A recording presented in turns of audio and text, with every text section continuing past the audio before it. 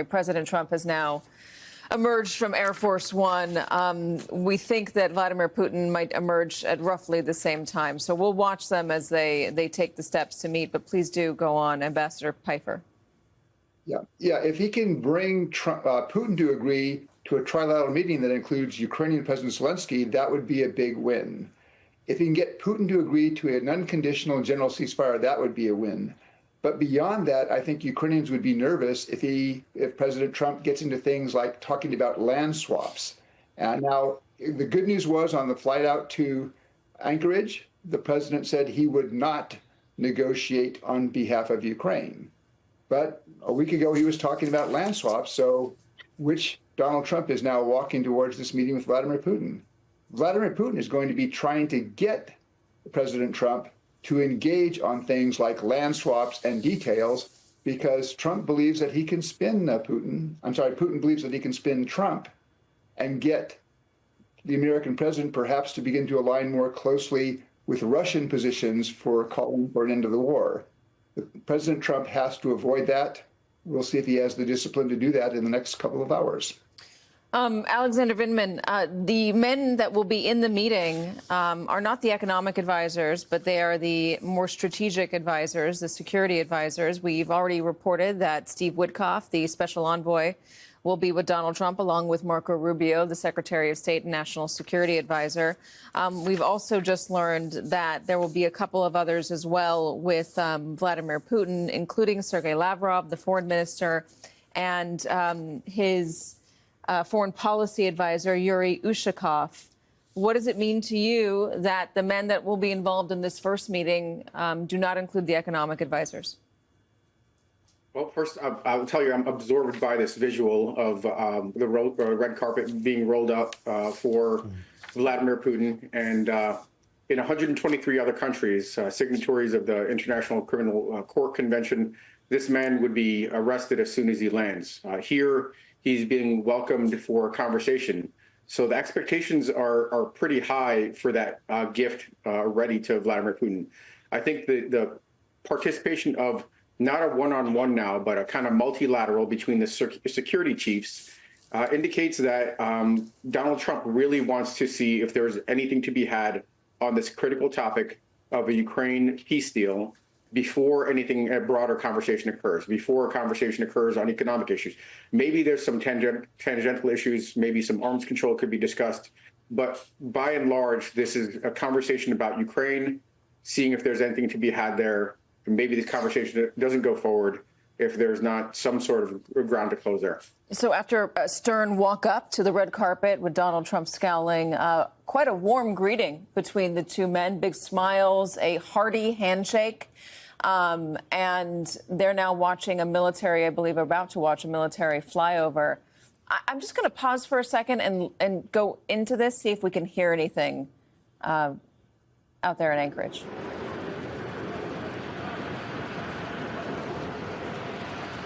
President Putin, will you agree to a ceasefire? Mr. President, what's your message to Vladimir Putin? Mr. Putin, did you underestimate Ukraine?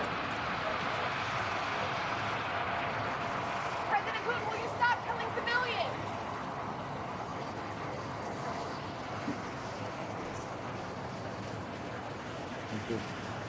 President Putin, how can the U.S. trust your words? Thank you, press. Thank you, press. Thank you, press. Thank you, press. You go around the room.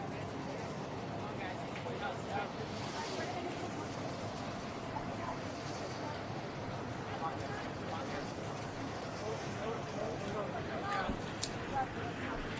All right, they are both getting into the beast, it appears. So they're going to be riding together to their meeting. It is unclear if Vladimir Putin or President Trump could hear the questions that were shouted out. But one reporter did ask Vladimir Putin if he would stop killing civilians. And at that moment, you saw him kind of shrug. Again, we don't know if he heard the question, but boy, what timing, considering that just last night there was a deadly strike in Ukraine. I believe it killed and injured 17 civilians, if I have my numbers correct. So that killing is still happening. Donald Trump keeps talking about wanting to end the killing, that he claims it's first and foremost for him. But again, he's welcoming Vladimir Putin to the United States, I know the U.S. is not a signatory to the International Criminal Court, but he has been indicted by the ICE. This is not a man that would be welcomed pretty much anywhere else in the Western world. Correct. And, I've organized these meetings before when I worked for President Obama. This is extraordinary that any president or prime minister gets into the president's car. Yeah, I was going to say, has anyone gotten into the beast before? There was one time President Medvedev went and got hamburgers with Barack Obama in 2010. I remember that. But this is very, very rare for any leader, any allied leader, any democratically elected leader, let alone this imperial. This is a former KGB leader. And worse, it's worse. He's the first guy since Hitler to launch a full-scale invasion and occupation in Europe. That is the person who has been greeted this way, that the president just clapped as he walked up. And I want to be clear. I support President Trump in trying to end this war. Lots of my Ukrainian friends applaud him, too.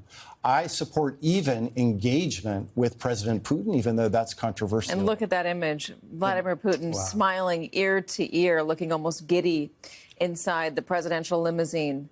But I don't support that, just to be clear. This is beyond the call of duty. And I think it raises the stakes for Trump. If he's doing all this, he better get something more than just a future meeting. I mean, it looks like he's treating him in a friendlier tone than he treats most of our allies.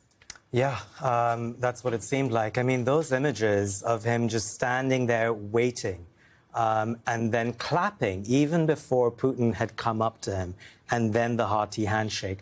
I think the world has just seen two Americas right now. One America that welcomed a war criminal, and another America that has a free press in which journalists stand there and get to ask questions that Putin never hears anywhere else he goes. That is such a good point. Monica Alba, speaking of a member of the Free Press, Monica Alba, what do you have for us? Yeah, it just really struck me there, Katie, the fact that the two of them are riding in the presidential limousine in the Beast together. And essentially, they are having that one-on-one FaceTime that the White House had said there would be some component of. But then they said the actual meeting would be more of a 3-on-3 with those interpreters. But this is clearly a moment where the two of them are enjoying that time alone together. And as you said, it did appear to be quite warm, quite friendly, some smiles. I think you're right to point out some of those questions that President Putin and President Trump that were just posed to them. They included, will you agree to a ceasefire? Mr. President, what is your message to Vladimir Putin? Mr. Putin, did you underestimate Ukraine? Mr. Putin, will you stop killing civilians? And President Putin, how can the U.S. trust your word? So I agree with you. It may have been a little bit hard to hear all of those questions from the platform that Presidents Trump and Putin were standing on as they were taking photographs there. But the journalists were fairly close. And I do think that some of that at least got through. And it is a striking moment to point out that President Putin isn't typically faced with those kinds of questions. And so if there is a joint press conference here later today, again, that is dependent on how these talks go, according to the U.S. side. Those are the kinds of questions that President Putin will be faced with and will have to answer for, as well as President Trump is also met, of course, with many similar questions. And for him to explain why he feels he can trust Vladimir Putin in this moment and whatever he says to him today over the course of these talks, Katie. Vladimir Putin not just smiling, not just giving a hearty handshake, but laughing as he entered the Beast, and within the Beast as well, alone with the President of the United States. Ambassador Pfeiffer, I want to go off something that Ambassador McFaul said a moment ago, that he is all for President Trump working toward a ceasefire, and he hopes he does. Is there a good reading of this? Can you say that this is something that, while ugly and maybe distasteful, needs to get done because the phone calls weren't working? Does Vladimir Putin need to be flattered in this way? Do you need to roll out the red carpet for him in order for him to stop killing civilians? Look, if President Trump succeeds in getting Putin to agree to a general unconditional ceasefire, he does deserve credit. But I think that's going to be a hard discussion. A week and a half ago, apparently, just for a partial ceasefire, Russia was demanding or was telling Stephen Witkoff, Ambassador Trump's negotiator, that Ukraine would have to be beginning to cede territories, would have to pay a price just for a partial ceasefire. So if you can get a ceasefire, that would be a victory.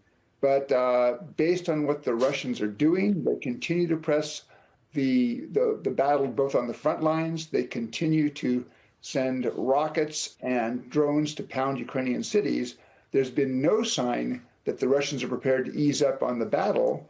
And if you look at what the Russians say publicly, there's been no indication of any softening in Russian demands, which have only hardened since 2022. Yeah, you can see him laughing right there, by the way. Go ahead. Exactly. This could be a very tough conversation if President Trump wants to push it. The question, though, is I think Putin is going to be trying to turn him towards other things and trying to get him involved in things like, well, let's talk about territory. And to the extent that President Trump lets himself get pulled into that trap, he gets into, I think, very risky territory. President of the United States, the leader of Russia, showing up at what was billed as a press conference. No questions were taken from the press. Let's kick off this special coverage with an all-star lineup. Nicole Wallace, host of MSNBC's Deadline White House. Former U.S. ambassador to Russia, Michael McFaul. He's an international affairs analyst. Jen Psaki, host of The Briefing here on MSNBC. Ali Velshi, host of MSNBC's Velshi. And Democratic Congressman Eric Swalwell of California. It is good to see you all. Ambassador McFaul, you and I got to watch this together, scant on the details. No details. Yeah. Absolutely no details. The word that jumped out to me in the translation, and I want to emphasize that, when Putin was speaking, was the word agreement. He said we had an agreement.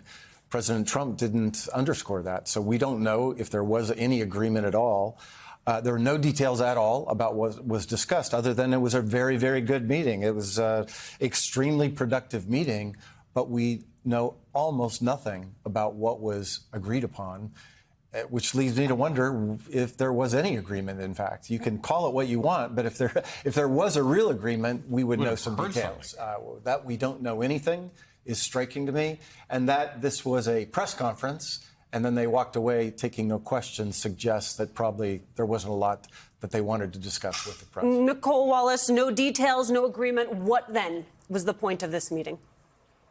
Well, I think the press conference underscored something that Ambassador McFaul and Ali Velshi and I have been talking about since 4 p.m. Eastern. I mean, this was, for Trump, a television production that may have been rooted in different motives, but one of them was likely to change the topic of news coverage. It succeeded in that. We've all been covering this all day, for better or for worse.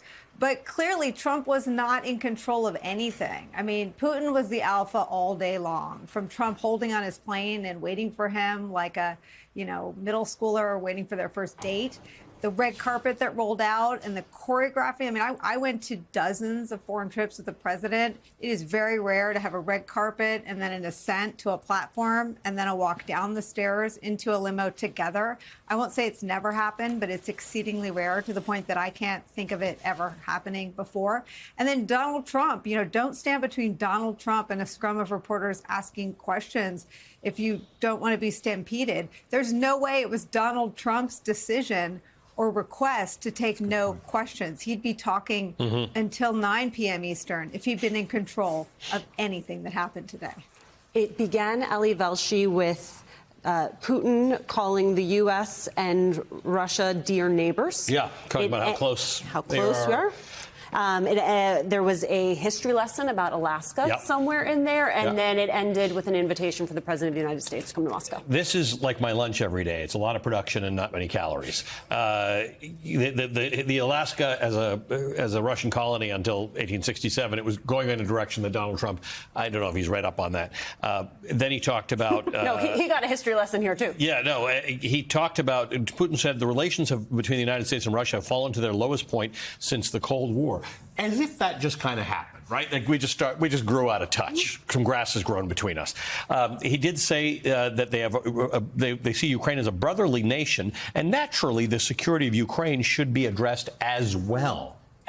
Again, forgetting, and with Donald Trump, he wouldn't remember this, but in 1994, there was an actual agreement when Ukraine had the nuclear weapons, and they said, we're going to give them up if you all, United States, Russia, France, the UK, nuclear powers would guarantee our territorial integrity. Didn't happen. So this was not only not an agreement, and I think Nicole will remember this from her days in government, and Ambassador McFaul will remember, sometimes agreements don't come. And sometimes there's a communique that's put out. Sometimes there's an agreement for something else to happen. This was just like, what did you guys talk about? What happened here? Where you came out and just had a few niceties for each other and an invitation to Moscow. What actually happened? Because this was billed as the thing that was going to be the end of this war that Donald Trump was going to impose on his first day in office. Then a few weeks ago, he said, this is more complicated than I thought it was. Apparently, it's yet more complicated because we are no further away than we were 3 hours ago when we started talking about this. Congressman Swalwell, if you are a Republican in Congress who has in the past been an advocate for democracy abroad, what are you thinking as you watch this meeting, this whatever you want to call what it is that you and I just watched? If you're a Republican in Congress, you just saw a Kremlin kiss ass in the President of the United States, somebody who squandered an opportunity to confront a ruthless dictator who is killing innocent children and kidnapping innocent children every single day.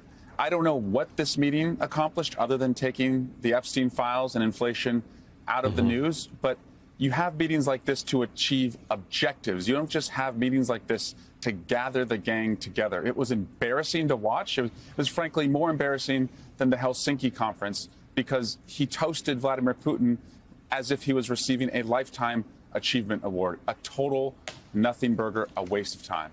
So just to recap, Nicole Wallace, we knew coming into this that just the invitation to meet with a U.S. president on U.S. soil for the first time in 18 years was a gift to Vladimir Putin, that he, regardless of what happened today, he was going to be able to walk away and sell it as a win to the Russian people. What does Donald Trump have to sell to the people of the United States? Well, I think you have to look at what he's engaged in right now. And what his chief political imperative is right now is to get his own base of supporters to stop asking him to release the Epstein files. And so Tulsi Gabbard and John Ratcliffe are engaged in an effort to manufacture a narrative about the 2016 intelligence assessment. And what's interesting is that as little as was discussed, Donald Trump spent the most time talking about what he calls him Vladimir, what he and Vladimir have been through together. And he referenced the Russia hoax a half a dozen times. I mean, Vladimir Putin in Russia is proud of his efforts to interfere and meddle and weigh in and have a say in the 2016 election. Vladimir Putin was also touting a very mission accomplished, if you will, message before he left Russia.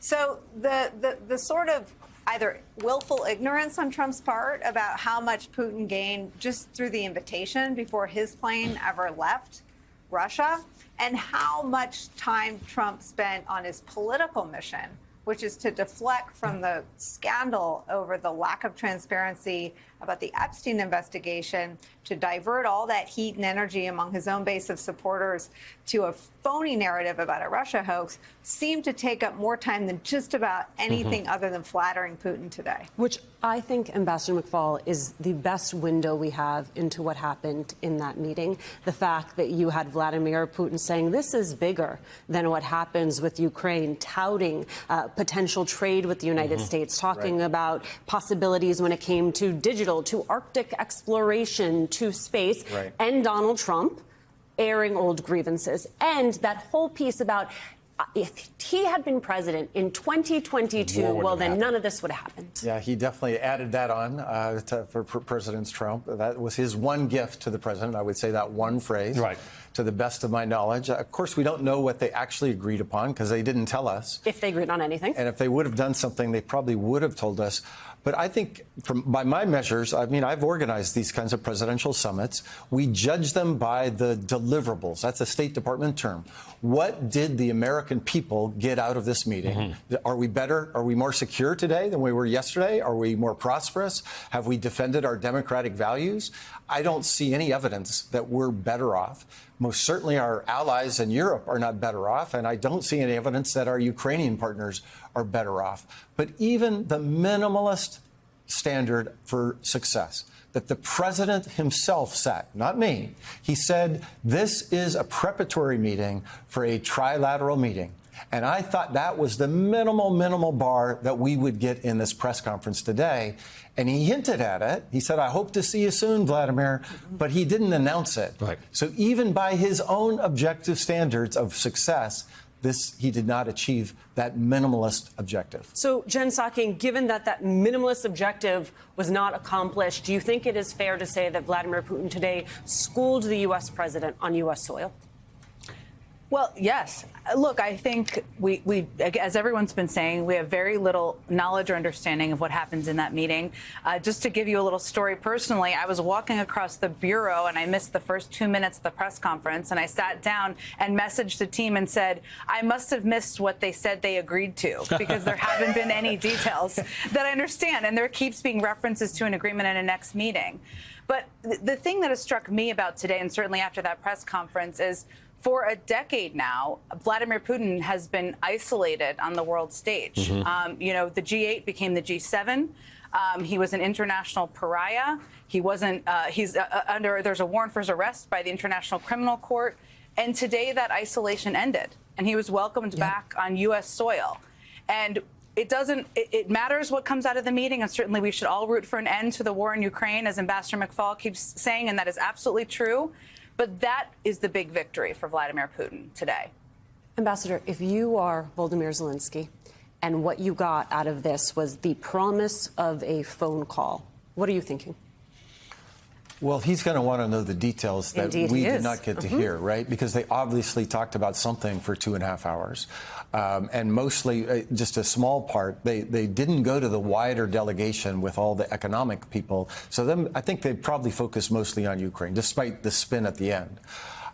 He's going to want to know those details. I want to know those. I think we all want to know those details, because I think his concern will be that President Trump maybe agreed to things that he will not be able to agree to, and the Ukrainian people will not be able to agree to. So that phone call that he promised, I think he wants a real readout.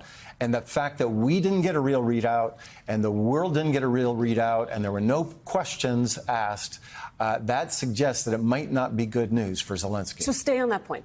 So ostensibly, the president of the United States calls the president of Ukraine and says, this is what Vladimir Putin and I had discussed. Here are the sticking points. Here's where I think there's room for negotiation, if indeed there was some type of agreement or even contours of an agreement. If, in fact, there are things that Donald Trump was pushing in that room that Volodymyr Zelensky says, I can't abide by that, what then? I'm not sure. What then? I fear the president will just walk away and say, I tried. Kind of reminds me of what he did with Kim Jong-un the first time around. But one other thing I would just emphasize, when, again, listening through the translator, Putin just said his same talking points from 3.5 years ago. He said we have to get to the root causes of this conflict. That means we have to get rid of Volodymyr Zelensky. That's what Putin has been saying time and time again. He doubled down on it. He didn't show any flexibility. Again, from what I heard from the translator, not a single concession at all. And that suggests that he's not ready to negotiate in a serious way. Joining us now, Timothy Snyder, author of the New York Times bestsellers On Freedom and On Tyranny. Tim, good to see you. Putting aside the fact that this meeting appeared to achieve nothing, Donald Trump had looked like he had changed his tack with Vladimir Putin, starting to talk tough as recently as yesterday, suggesting there will be sanctions if they don't agree to some kind of a deal. And then you watched what we watched in Anchorage. Nothing but fawning and admiration for Vladimir Putin, who seemed to be running the show, by the way. Yeah, I mean, I just want to take a step back from the two men and just remind us what's going on. There's been for 3.5 years an illegal war of aggression. Mr. Putin is an indicted war criminal. His armies have destroyed entire cities. They've kidnapped tens of thousands of Ukrainian children for brainwashing and re-education. They've killed hundreds of thousands of people. The attacks on civilians are ongoing. This is the great crisis of our time. And knowing that, having that as the contrast for these two men going to Alaska, in their suits and smiling and taking car rides together, it's a shocking contrast. And what it reveals, coming to your question, is that what Mr. Trump is thinking about so far, as far as we can tell, is just himself. All you have to do is stand next to him and say nice things about him, and then you get his permission to do whatever you want in the rest of the world. And to be clear, Vladimir Putin's position has not changed since the first day of the war. There have been no concessions. There's no attempt to do anything except, as you said, praise Trump and suggest that he might be a peacemaker at some point. Nothing's actually happened on the ground. And every time Donald Trump takes a strong position vis-a-vis Russia, Russia then launches a massive attack on Ukraine, which could be underway now and could be underway tomorrow. That's how they respond to Donald Trump putting pressure. Yeah, I mean, as far as we can tell so far, they have his number completely. So when you say Trump takes a strong position, I mean, what you have in his mind is his occasional rhetorical shifts where he feels pushed to concede that, in fact, Russia has done something in this war. But what Mr. Trump has not done, and this distinguishes him from President Biden, he hasn't made any policy. He hasn't invoked sanctions, secondary sanctions. He hasn't talked about freezing Russian assets. He hasn't talked about increasing aid for Ukraine. On the contrary, he's made huge concessions to Russia. He's tried to take NATO off the table. He doesn't talk about reparations. He doesn't talk about any sort of punishment after the war. He's made these huge concessions. So the Russians believe they have his number. The Russians believe all they have to do is flatter him. The Russians believe they can then make fun of him on television, as they will be doing this evening, and that things will just continue to go their way. You are not just an historian, but you really understand this region very well, and you're a bit of a specialist on it. Vladimir Putin, interestingly enough, mentioned that U.S.-Russian relations are at a low point since the Cold War, as if it has nothing to do with the invasion of Ukraine, and then talks about sort of dealing with the root causes of the issue and suggesting that it was Russia's security concerns that led to the invasion of Ukraine a couple of years ago. Now, this is not that outside of the ordinary. In fact, Hitler used these same excuses in invading neighboring countries all the way back then. Their own security concerns, extending the umbrella of protection to German speakers in other countries. It's a perversion of history and the truth. Well, for Hitler, it was a security problem that Poland existed. It was a security problem that Czechoslovakia existed. And for Putin, it's a security problem that Ukraine exists. When Putin talks about the root causes, what he has in mind is that Ukraine exists, that Ukraine is sovereign, that its people vote for their own leaders. And if we accept that as a root cause of war, what we are doing is inviting back an age of imperialism where anybody has the right to invade anybody else just because they're bigger and they feel like it. And that, of course, is the entire mood which Mr. Putin was trying to establish with a great deal of success, thanks to Mr. Trump at the summit, that everything that happens in the world is just about great powers who have nuclear weapons, who meet and shake hands and ride together in cars and then do whatever they want.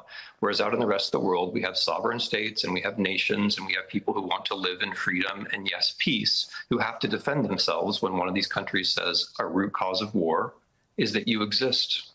How do you deal with the fact that we came to this conclusion after World War II, that as a world, we would not accept this? It's not just if you're a NATO member. We accept it as a world that states are sovereign and should be free of invasion from other states. The idea that this conversation occurred in Anchorage without any reference to NATO, without any reference to an actual invasion by one country of another country, and with the United States president standing there and not standing up for the basic rule of order that we've decided that we've had in the world since the end of World War II. How do you think about that? How do you process that? It's very simple. I mean, I think Mr. Trump sincerely wants to be remembered as a peacemaker. But his refusal to take on board all of the realities about the world, past and present, which have to do with war and peace, makes this impossible. What's happened, on the contrary, is that Mr. Trump has made this war longer and he's made it worse. He was the great hope of Russia, which is a fact he cannot face. He remains, from Russia's point of view, a sustaining and encouraging factor in this war. And that will be the case so long as he continues to do the kinds of things like he just did. Inviting an indicted war criminal inside your military base and your personal limousine is not a signal that you want a war to end. It's a signal, and will be understood as such, that you will enable and allow the war to continue. And yet, though he has not said this to the rest of the press and didn't take questions, he did say to Hannity, it's basically up to Zelensky now. It's in his hands to we don't know what that means because we don't know what Trump and Putin discussed. But in what world is this up to Zelensky to end this?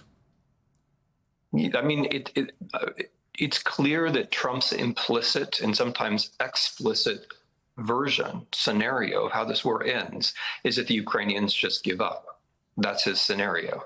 And the Ukrainians can't give up. They didn't want this war. They were invaded. They have to fight because the Russians commit war crimes over all people in all territories that the Russians occupy.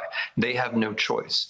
If Trump wants Ukraine to end it, he has to make Ukraine stronger. He has to give Ukraine the ability to defend itself. That's the way the war comes to an end. And that's a basic geopolitical reality, which I'm sure many people around Mr. Trump do understand.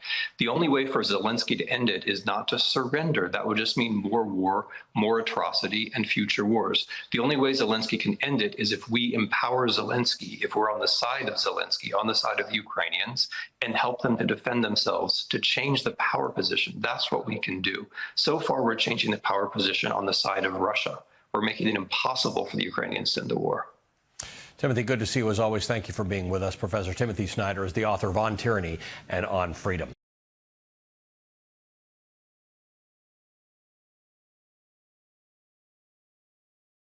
Well, Donald Trump was on the other side of the country today, doing still we don't know a lot about. Back in Washington, his administration faced a significant setback in its attempt to seize control of our nation's capital, something they've been really trying hard to do this week.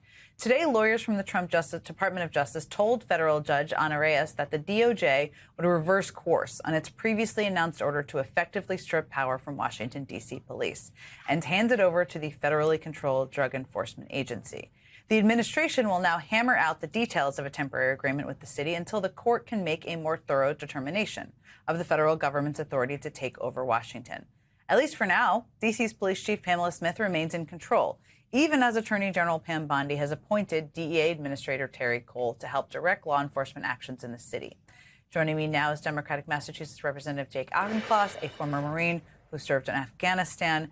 Congressman, obviously a lot happened today, sort of, a lot we don't know about, and I want to ask you about that too. But I just want to start with your reaction to today's news that the D.C. Chief of Police remains in control, at least for now. Jen, good evening. Thanks for having me back on. I think this episode is an opportunity to both resist and to reinvent. Home rule should be respected, and I've always voted that way because Washington, D.C. residents should be allowed to govern themselves. It's also true, Jen, that law and order is not being fully maintained in the nation's capital. I was just speaking to a young woman who lives on 14th Street, and she told me that in the last 2 days, she has felt more safe. That previously the open-air drug use was leading to drug users following her where she was walking home, making her feel unsafe. That's stopped now. And Democrats have to ask ourselves the question of, are we going to be the ones who maintain law and order in our cities, or are we going to let MAGA do it for us? Because law and order is not just about constitutional abstractions and separation of powers, as vital as those are. It's also about making sure you can go into a pharmacy and buy shampoo without having the clerk unlock it for you. Look, I think this is an interesting point because, well, I think you tell me, don't love the National Guard, don't love the attempt to take over Washington, D.C. or other cities. There is still crime in cities. Their crime will not be eliminated entirely. People's safety is something that still needs to be acknowledged. Just how you do it is the question, right? Or the big part of it, and who does it, and who's in control of it. We know that Trump wants to expand this, right? D.C. is sort of just a starting point or a model. You obviously represent a part of Boston. Have you spoken with the mayor there? How do you feel about this attempt to kind of do something similar? The laws are a little bit different, but to use this as a version of a model to bring to cities like Boston. Well, the laws are a lot different, as you know, right? I mean, D.C. is subject to the president and Congress in a way that no other American city is. Would be grossly inappropriate to try to militarize the police forces of any American city violation of the principle of posse comitatus. And when he tried it in Los Angeles, I and many others spoke out forcefully against it, and it mattered. I think he did feel like he touched a hot stove there and had to pull back. I think to your point, Jen, about the crime, it's not only that you can't get crime down to zero. I think there's also a distinction between the violent crime that everyone agrees is totally unacceptable, gun crime and murder and homicide, rape, assault, but also sort of quality of life degradations, the shoplifting, the open air drug use, the loitering, the encampments, the things that in too many cities, I don't think the police have been responding to, and that degrade people's sense of safety. But people deserve to feel safe in public accommodations, and not just safe, they deserve to feel comfortable. And we got to do a better job of that. It undermines social order otherwise. I think that's true. I think the concern I feel, and I think a lot of people feel about what we're seeing in D.C., is you're talking about people who are unhoused, homeless encampments, and the suggestion that they're going to be sent to homeless shelters that are already full, or to rehab facilities, and who's paying for that, or they're going to go to jail. So they're going to send people to jail, and is that the right thing to do? And also whether military in the street should be normalized. I think that's the concern from a lot of people here. But I take your point, and it's an important thing to discuss, a part of it. Joining me now, Democratic California Congresswoman Laura Friedman, who attended Newsom's event yesterday. And Congresswoman, about the federal law enforcement presence outside of that event, the LA Times quoted a chief patrol agent as saying, "We're here making Los Angeles a safer place. Since we won't have politicians that'll do that, we do that ourselves. We're glad to be here and we're not going anywhere." So what do you make of the timing of this Border Patrol deployment? Honestly, no one at that press conference was surprised to see ICE sent outside of a press conference in broad daylight in front of the Democracy Center in downtown Los Angeles. It's gotten to the point where we're no longer surprised at how low this administration will stoop.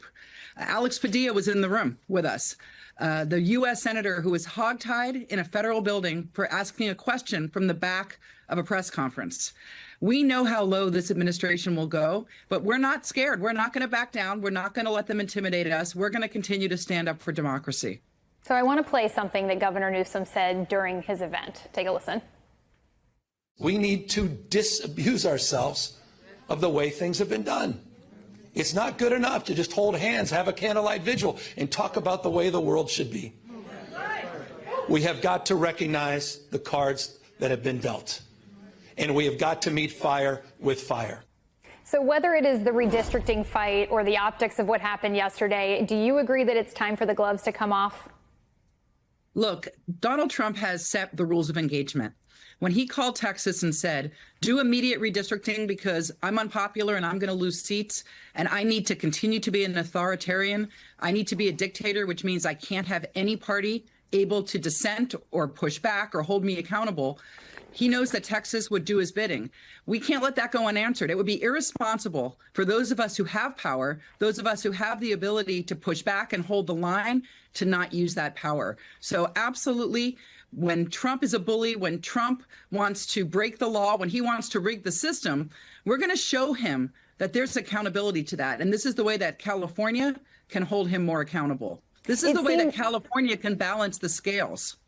It seems, sorry to interrupt you there, but it seems that this is a fait accompli in Texas. We're going to see those 5 seats go to Republicans. So if both Republicans and Democrats start engaging in this redistricting fight, is it really the voters, especially moderate voters, who are getting caught in the crosshairs? I think the American public's getting caught in crosshairs because the only reason they are doing this, the only reason that they are taking this unprecedented action of redistricting mid-cycle, not after a census, but mid-cycle, is because they know that their policies are deeply unpopular. And as the economy gets worse, as our communities continue to be terrorized, they're becoming more and more unpopular, and they know they're going to lose the next election. And so they're trying to rig it. It's that simple. And we can't let them do that. We have to stand up for the American public, and that's what we're doing in California. So to that, how will this impact your district specifically? Well, I haven't fully been able to examine any maps, but I am certainly willing to do what I need to do to make sure that we can balance what Trump is doing around the country.